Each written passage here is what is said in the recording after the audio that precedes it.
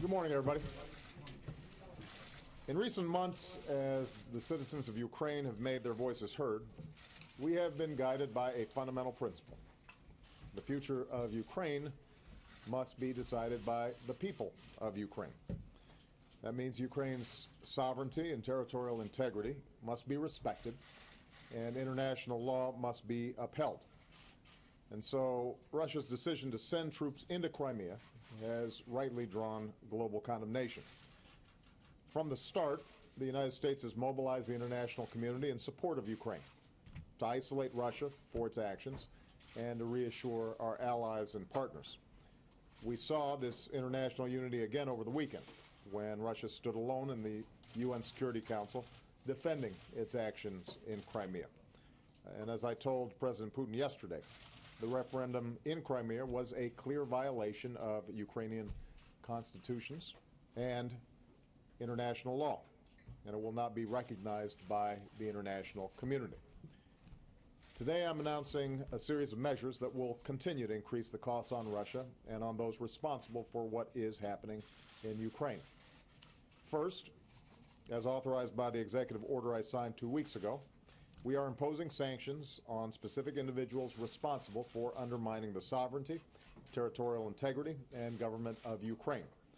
We're making it clear that there are consequences for their actions.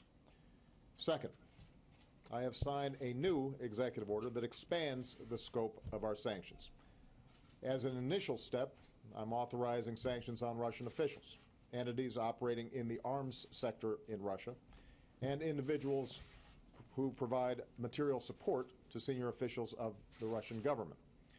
And if Russia continues to interfere in Ukraine, we stand ready to impose further sanctions.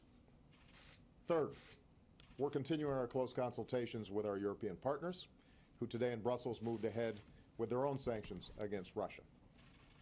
Tonight, Vice President Biden departs for Europe, where he will meet with the leaders of our NATO allies, Poland, Estonia, Latvia, and Lithuania. And I'll be traveling to Europe next week. Our message will be clear. As NATO allies, we have a solemn commitment to our collective defense, and we will uphold this commitment. Fourth, we'll continue to make clear to Russia that further provocations will achieve nothing except to further isolate Russia and diminish its place in the world. The international community will continue to stand together to oppose any violations of Ukrainian sovereignty and territorial integrity.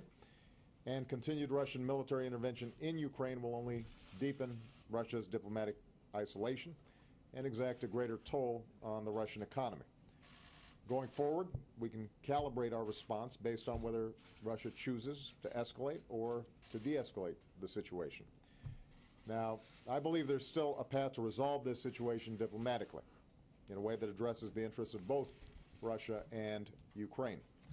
That includes Russia pulling its forces in Crimea back to their bases, supporting the deployment of additional international monitors in Ukraine, and engaging in dialogue with the Ukrainian government, which has indicated its openness to pursuing constitutional reform as they move forward towards elections this spring.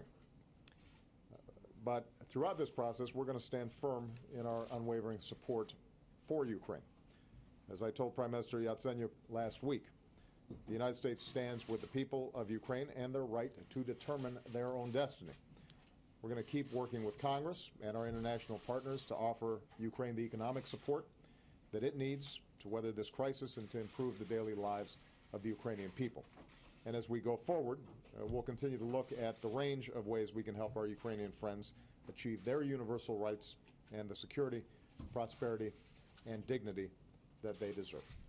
Thanks very much. And Jay, I think we'll be available for questions. Thank you. Are you surprised that Mr. Putin is taking this course?